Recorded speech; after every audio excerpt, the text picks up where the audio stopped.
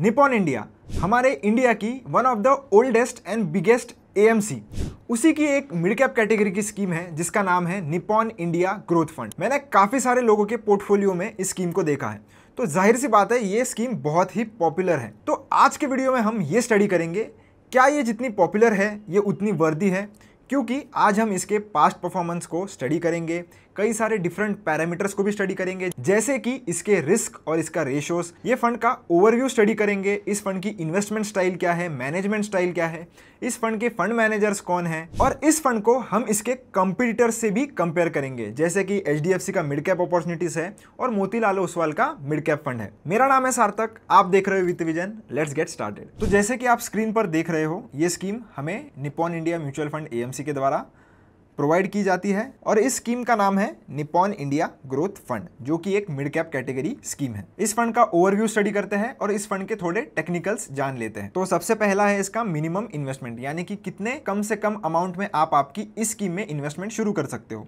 तो मात्र 100 रुपए से आप इसमें एसआईपी और लमसम दोनों ही चीज़ों से शुरू कर सकते हो। मिनिमम एसआईपी इन्वेस्टमेंट इन्होंने 100 रुपीज़ देकर रखी है, मिनिमम एडिशनल इन्वेस्टमेंट भी 100 है। मिनिमम विड्रॉल, यानी कि अगर आपको कोई इन्वेस्टमेंट आपकी रिडीम करनी है तो मात्र 100 रुपए से भी आप मिनिमम इधर विड्रॉ कर सकते हो। फिर एग्जिट लोड, जो कि एक बहुत ही इंपॉर्टेंट पैरामीटर होता है दोस्तों। एग्जिट लोड यानी कि वो पेनल्टी होती है जो आपसे चार्ज की जाती है अगर आप एक स्पेसिफिक पीरियड के पहले अपनी इन्वेस्टमेंट्स विड्रॉ या रिडीम कर लेते हो। तो अलग अलग स्कीम्स के लिए ये एग्जिट लोड अलग अलग होता है। कई स्कीम्स के लिए 1 साल का होता है, कई स्कीम्स के लिए 6 महीने, 3 महीने, तो डिफर करता है स्कीम टू स्कीम। आपको ज़रूर पढ़ लेना चाहिए कि जिस भी स्कीम में आप इन्वेस्ट कर रहे हो उसमें एग्जिट लोड कैसा है। अगर आप शॉर्ट टर्म में प्रॉफिट बुक करने का सोच रहे हो तो आपको तो ये कंपलसरी चेक करना ही चाहिए। तो यहाँ पर आप अगर देखोगे तो 30 दिन के पहले अगर आप आपकी इन्वेस्टमेंट्स रिडीम करते हो तो उस केस में आपसे 1% का एग्जिट लोड लिया जाएगा। अगर आप एसआईपी करते हो तो ध्यान रखिए, जिस टाइम से आपकी पहली एसआईपी कटी है तब से 30 दिन नहीं कंसिडर किए जाते।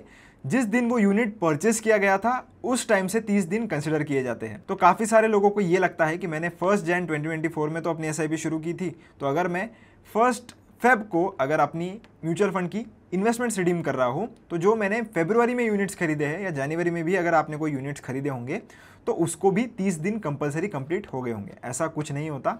जब आपने वो यूनिट्स को बाय किया है तब से 30 दिन कंसिडर किए जाते हैं। अगर 30 दिन के ऊपर है तो एग्जिट लोड चार्ज नहीं किया जाएगा, अगर कम है तो ज़रूर आपसे 1% as a penalty exit load charge किया जाएगा। तो होप आपको इतना क्लियर हो गया होगा।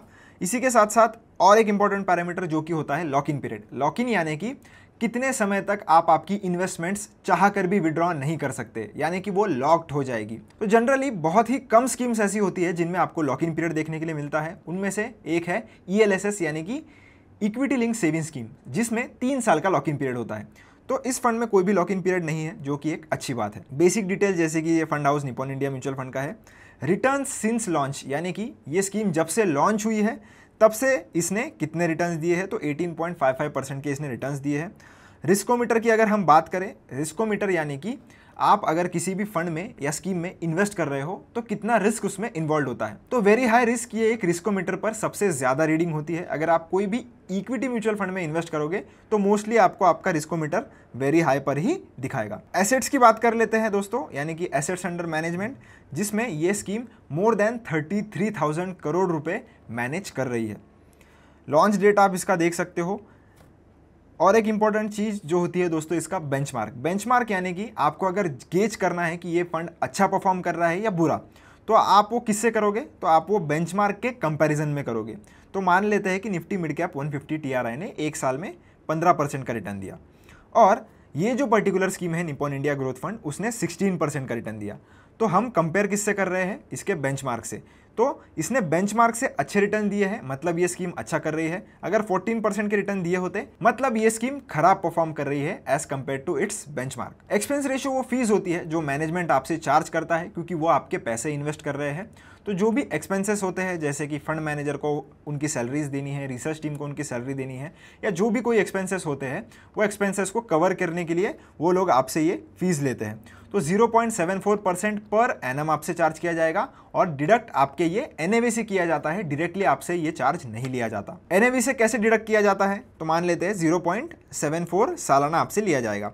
तो 0.74 को हम 365 से डिवाइड करेंगे, जो भी आंसर आएगा उतना परसेंटेज अमाउंट आपके NAV से डेली डिडक्ट किया जाता है और आपसे ये एक्सपेंस रेशियो जो है वो रिसीव किया जाता है।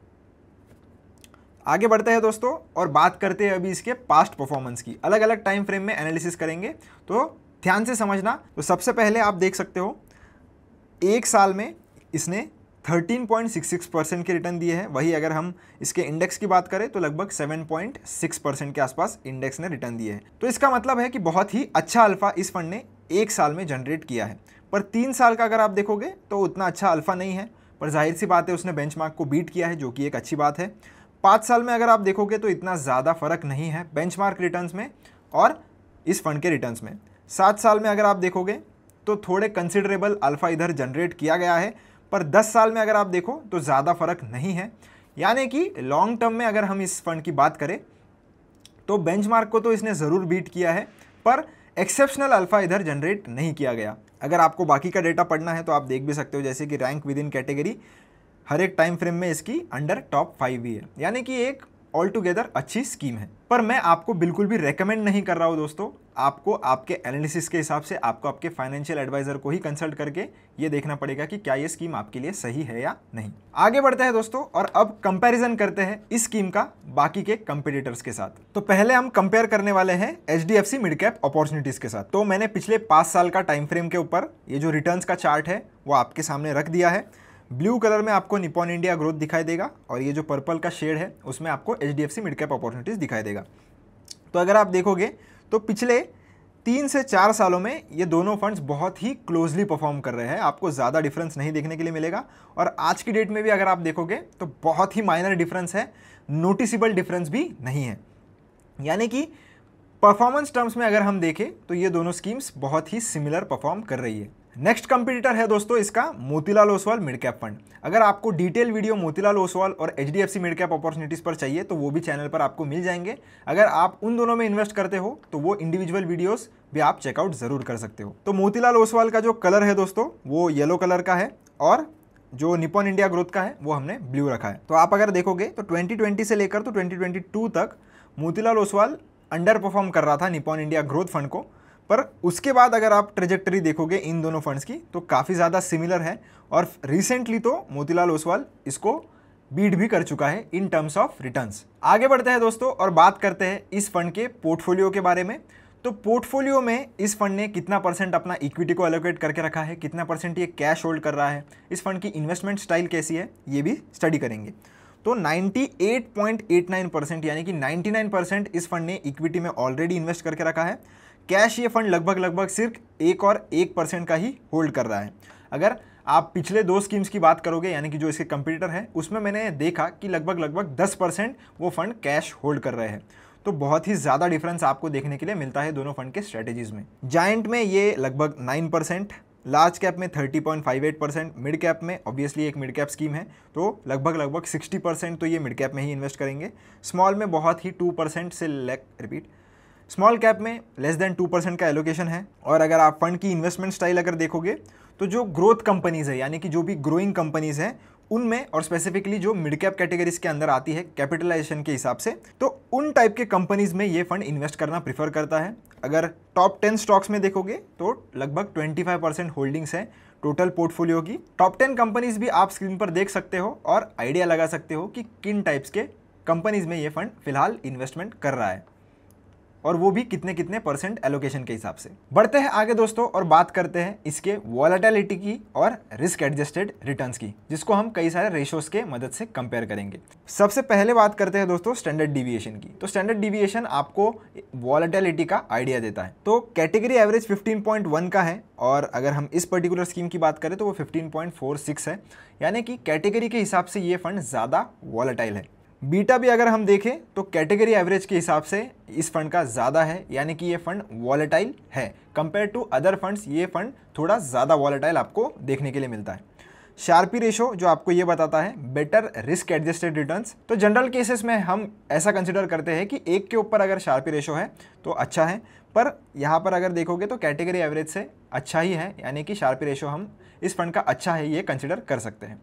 पर एक के ऊपर होता तो बेटर होता। ट्रेनर्स रेशो की भी बात कर लेते हैं, यहाँ पर भी कैटेगरी से अच्छा है, यानी कि बेटर रिस्क एडजस्टेड रिटर्न्स आपको इधर भी देखने के लिए मिलते हैं। जेनसेंस अल्फा, यानी कि कंपेयर टू इस बेंचमार्क ये कितने अच्छे रिस्क एडजस्टेड रिटर्न्स आपको जनरेट कर दे रहा है।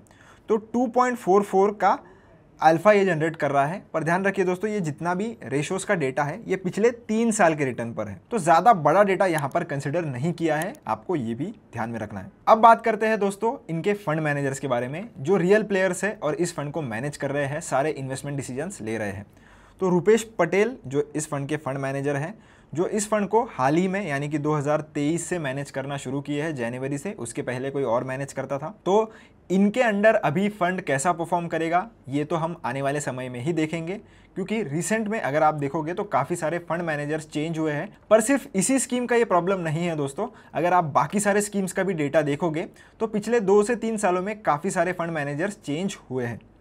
तो हमें अभी आने वाले 3 से 5 सालों के बाद देखना पड़ेगा कि ये जो फंड्स है वो किस तरीके से परफॉर्म कर रहे हैं, और सालाना हमको इन्हें ट्रैक करना पड़ेगा। तभी हम देख सकते हैं कि जो फंड मैनेजर आया है वो कैसे इस फंड को मैनेज कर रहा है और क्या कुछ फंड के परफॉर्मेंस में चेंजेस हुए हैं या नहीं। सेकंड फंड मैनेजर है दोस्तों किंजल देसाई, जो जैन 2018 से है। तो कंपैरेटिवली रुपेश मैडम जो है वो ज़्यादा टाइम इनको हो चुका है, और 2012 से ये निपॉन इंडिया एएमसी में ही काम कर रही है। वैसे अगर आप इनका एक्सपीरियंस देखो तो इनको 15+ ईयर्स का एक्सपीरियंस है और इनको 14+ ईयर्स का एक्सपीरियंस है।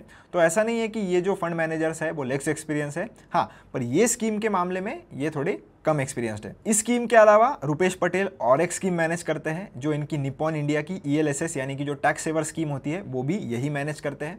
पर उस स्कीम के अगर आप रिटर्न्स देखोगे तो इतने इंप्रेसिव नहीं है, और पर्सनली मुझे इस स्कीम के भी रिटर्न्स पिछले 3 से 5 सालों में इतने ज़्यादा इंप्रेस नहीं कर रहे हैं। पर ये टोटली मेरा व्यू है।